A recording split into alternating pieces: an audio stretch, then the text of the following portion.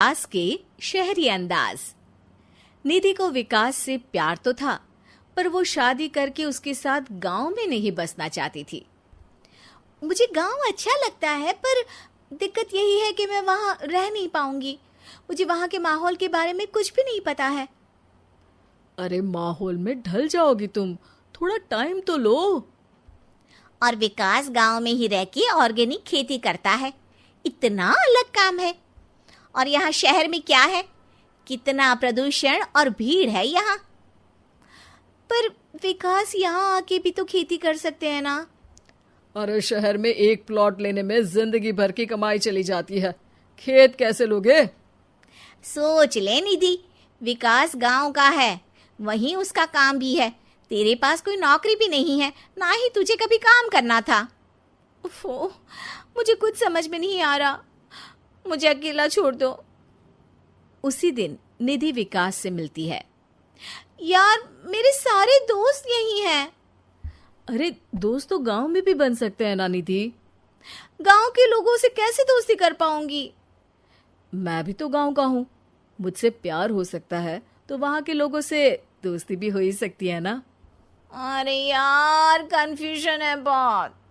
सोच लो निधि, शादी के मंडप पे छोड़ के मत जाना, वरना दोनों के परिवार की नाक कट जाएगी। अभी बोल दो, पत्रिका नहीं छपाते हैं। निधि के पास तो कोई चारा नहीं बचा।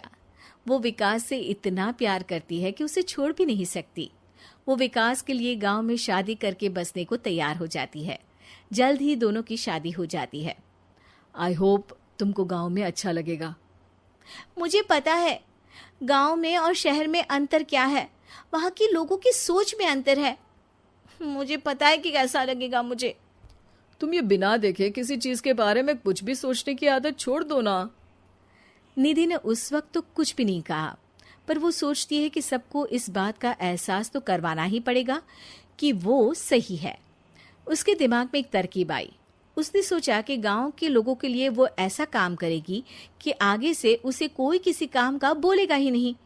शादी के एक दिन बाद निधि की सास ने फरमाइश की। निधि बेटा, अपने हाथ से कुछ खाने का बना दे।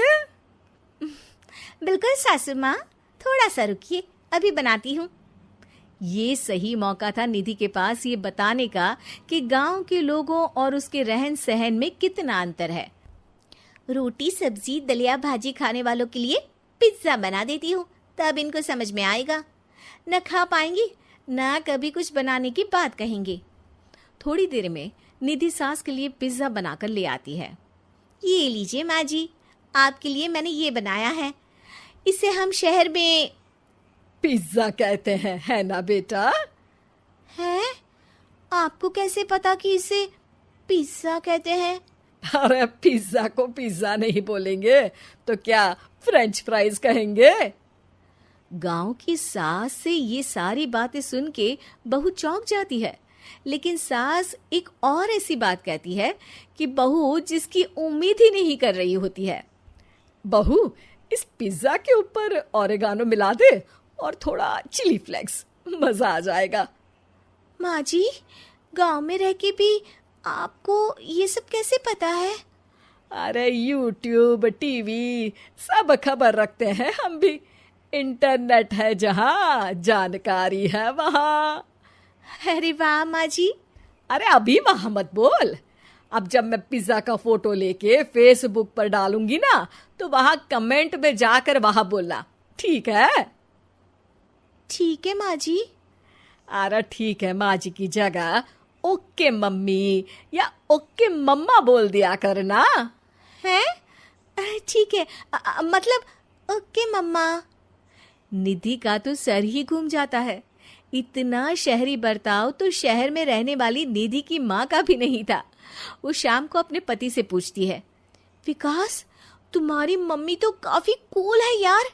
पिज्जा में क्या डालते हैं, फेसबुक पर क्या डालते हैं, सब कुछ पता है उन्हें तो। हमारे बड़े पापा के लड़के रहते हैं शहर में, बस उनके बच्चे आए थे गांव में गर्मी की छुट्टियां मनाने। उन्होंने माँ को एकदम शहरी बना दिया। उनका फेसबुक अकाउंट भी है, इंस्टाग्राम भी है और टिकटॉक बैंड हो गया, वरना वो भी बनाती थी। तभी सास वहां आ जाती है।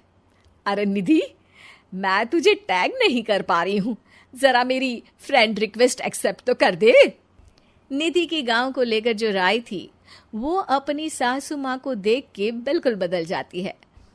और अब निधि भी सोशल मीडिया पे अपनी सास के साथ लाइव आती है और कमेंट बाजी भी करती है, ताकि सबको पता चले कि गांव में रह के भी उसका जीवन शहर जैसा ही है और उसके आसपास के लोगों के अंदाज भी एकदम शहरी